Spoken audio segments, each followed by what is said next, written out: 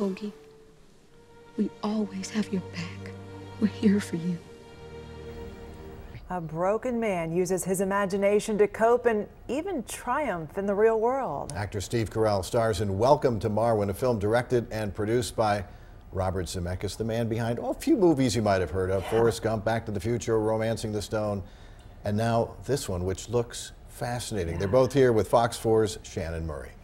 Thank you both so much for coming in. We really appreciate it. Thanks for having us. And you know, you also have a screenwriting credit on this. You did a lot with Welcome to Marwen. I would imagine you saw the documentary first, and then did it just inspire you to make this exactly a feature film? I was watching the documentary, and midway through the documentary, I literally stood up in my living room and watched the rest of it standing. I thought it was such a powerful story, and I thought at that moment that there was a germ of an idea in there that could be expanded into a feature movie. And what about for you, Steve? How did you get involved, and what made you want to really take on this role? Well, I didn't stand up, but I saw the documentary and I had the same reaction. And I saw it years later after it had come out, and I immediately started thinking, boy, this would make an interesting feature film.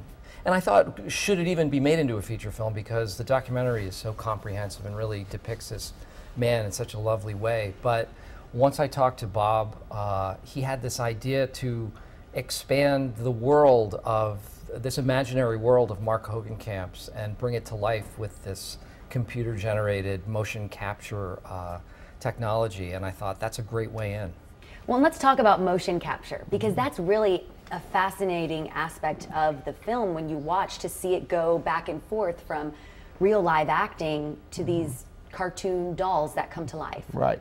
Yeah. Well, see, the theme of the story is that our hero, people that are in his real life, he honors them and creates dolls, alter egos of them in his doll world, and the conceit of the story is that those dolls come alive in his imagination. So I wanted to make sure that the actors who were playing the real people and the dolls translated exactly. So the technique that was the one that we zeroed in on was to do it as performance capture, where the actual actors are driving the doll avatars, or puppets, if you will. I would imagine that's not easy to act that way, and you have that suit on. It's strange. The way Bob described it is doing very, very low budget theater. There are no props, there are no sets.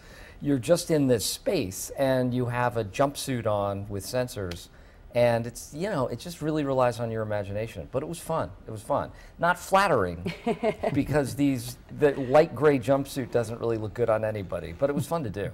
And you had the chance to really get to know the real Mark Hogan camp. Yeah. To prepare for this role. What was that like? What's he like? He's an exceptional human being. He's exactly who you'd hope he'd be. He's kind and he's generous, and the fact that he was able to come through something so traumatic, he really took something very ugly. He was a victim of a hate crime, and he turned it into something beautiful. He healed himself through this art that he created.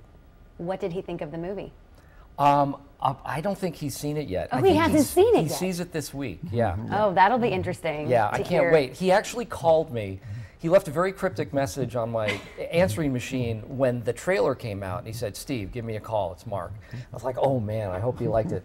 So I called him back instantly, and he said, "I've seen it 12 times, I've cried every time, that's it. You captured that world." He was so excited. Yeah. He's been really generous and gracious with this story. Good, and that's all you can hope for, is that, oh please, I hope he likes it. Yeah, that's the most important thing to me. I mean, he read the script. Right. So he knows, and he's seen all the material. So he's pretty, but he hasn't seen the whole thing from beginning. He's kind of nervous to see it, but I think Did he come to the set with you all?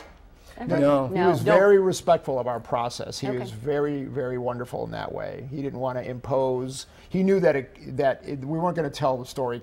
This wasn't going to be another documentary, that this was going to be a much more fictionalized version of what happened. So Hoagie in the movie likes high heels, and you actually have to wear high heels. I do. How was that? Fantastic. I bet. I mean, who doesn't love wearing high heels? You do it all the time. It is so difficult to wear. They sent me, my kids didn't quite understand because I was getting high heels in the mail. to practice it at home. So I'm walking around in these high heels. I started with 3-inch heels, and I moved to like 4 or 5. And by the end, 3-inch heels is a lot. I'm walking around on these stilettos. It is so excruciating. It might actually be the hardest thing I've ever had to do for a movie. Numb feet for weeks. Really? The hardest thing you've had to do for a movie? That's not hyperbole. I really think it might have been the most difficult, because it's one thing to just walk in them. It's another thing to look like you're comfortable walking in them. So I set up a video camera and I filmed myself walking around in high heels. It was an adventure. Wow. And you're working on a lot of movies right now, a lot more serious, dramatic roles than we're used to seeing you as Michael Scott in The Office. These roles are much more dramatic, more serious, Beautiful Boy, and also Vice coming out soon. So are you really trying to shift to those more serious? No, I'm just trying to become more pretentious as an actor. I just demand people's emotional respect at this point. No, it's really by virtue of the things I've been offered recently and the quality of the scripts. This was a story that was a labor of love. This one I sought out. After seeing the documentary and seeing this man's life, I really wanted to be a part of it. And the other things, just by virtue of the kind of things that have come across my desk.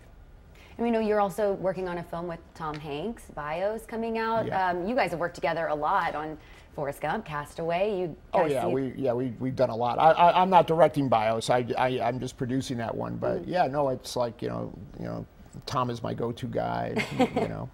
We've done a lot of fun projects together. When you started working on Welcome to Marwen, did you know Steve Carell would be a good fit for this role? How did that come out? Immediately, yeah. He had everything I needed for. No, really, because he's such a great comedic actor, and he's such a magnificent dramatic actor. Yeah, it's true. And he had, it's true.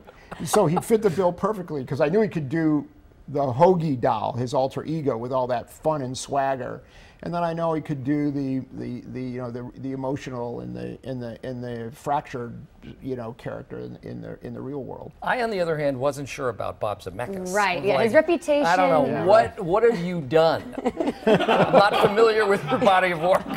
Yeah, no, I've heard of these movies, but what have you really done?